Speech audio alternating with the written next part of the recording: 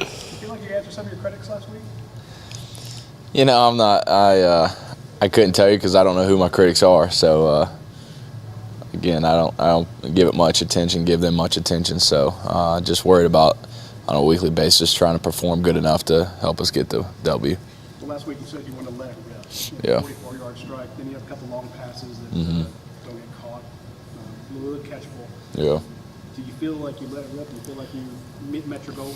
Yeah, I felt a lot better about just kind of going out there and playing more freely, playing off instincts, and that's something I want to get back to. Just kind of playing off what kind of got me here, which was kind of being a gunslinger, having that mentality of just kind of letting it rip. So that's something I hope to continue. When you watched the tape, what did you like about your performance? What did you dislike? Well, as far as dislike, I think you got to start with the interception. You know, never good to turn the ball over. So I'll definitely learn from that. But I think there's a lot of positives out of that. We were a lot more consistent, and as far as throwing the ball down the field, we were able to have more explosive plays, which is something we're really trying to get out of our offense, explosive plays. And, you know, we don't really know how much we're going to throw the ball with as strong as a run game we have, but when we do throw it, we'd like to have some explosive plays in there. And so, and then I thought we were really good. I think we were 100% in the red zone, which is awesome. And then we were a little better on third down. And we could have been really good on third down without a holding call. And one other third down, a third down ball that could have been a little more accurate. And I think Chris, maybe if you ask him, he probably would say probably could have caught. So you're looking at 60% on third down, which is really good for us if we would have converted two more. But you know, that's something we're trying to work on. Be 80% or higher in the red zone, and then we want to be 45% or higher on third down. This game almost worked more than just one game. So the East is on the line here, right? Yeah, it is. I think they're undefeated in the East. We have a loss, obviously, and if we don't get this one done, then you really become behind Missouri and kind of just waiting for them to kind of mess up, which is not a good place to be. So we're definitely preparing like this is our championship game. You've been protected pretty well this season. Mm-hmm. Right down there at the bottom in sacks and yeah. and stuff. But Missouri kind of presents a new challenge for those defensive ends. The crowd noise is kind of your first real road test against these good pass rushers. Can you talk about kind of how you guys are working towards what things you're working on to be more effective in defending against that? Right. I mean, I think you just got to be disciplined as far as your technique up front and staying true to your fundamentals. These guys are good, and so they're going to have plays where they may get a sack or they may get a tackle for loss. Most guys that are this talented don't go a game without making a big play here and there. But if we get a sack, we got to be able to respond, and we got to be able to limit those big plays. And I don't think it's necessarily you go into the game thinking that you're going to completely eliminate a great pass rush and a great defense like that. They're going to make their plays too, but I don't think one statistical category ever has a big effect on the game. I think it's all of them combined. So, if we can stay out of penalties that cause us to be in second, third, and long, if we can stay away from giving up big sacks, stay away from turnovers, then I think all those things combined will give us a really good opportunity at winning. I believe you redshirted, right, the last time you guys went to Missouri? I think that was my redshirt year. But you made the trip, right? Right, yeah. What can you draw from that? I mean, it was definitely surprised me of how it was like an SEC environment.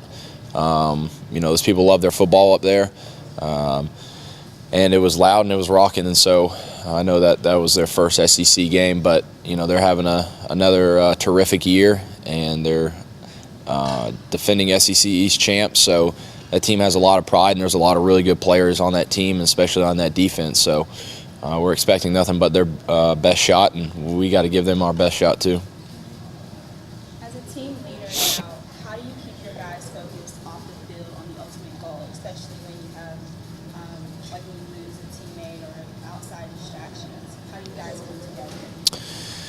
Well, we try to stay as focused as possible. I know it's hard with social media and stuff, I know not everybody takes a leave of absence from social media, but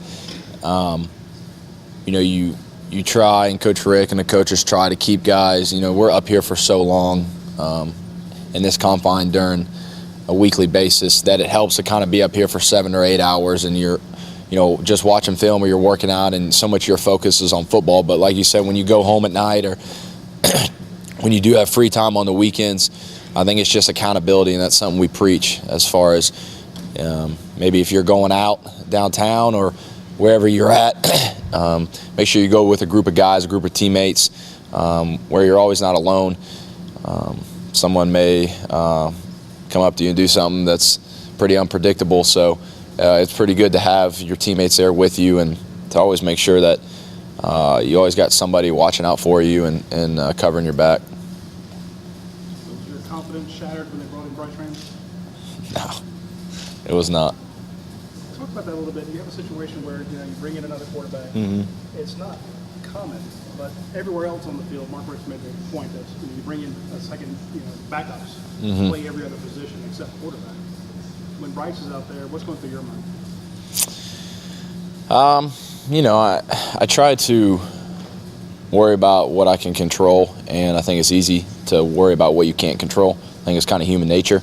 But I think when I start to worry about how many reps Bryce is getting or why the coaches are doing it, or just kind of worrying about stuff I can't control, then it kind of takes your focus off what I need to be doing that really matters. And what I need to be doing is preparing on a daily basis to help this team win Saturday. And so whether it's at practice, whether it's at a walkthrough, I'm doing my best not to concern myself with it, and with the reps I get and with the preparation that I put in to make sure that when Hutson Mason's on the field that he's preparing to produce his best product, which will give Georgia the best shot at winning. And the rest of the stuff you really just can't worry about. What was your advice to him? What was my advice? I didn't give him any advice. I mean, we communicate after the plays, and we talk about what the defense is doing and stuff, but there was no rah-rah speech or anything.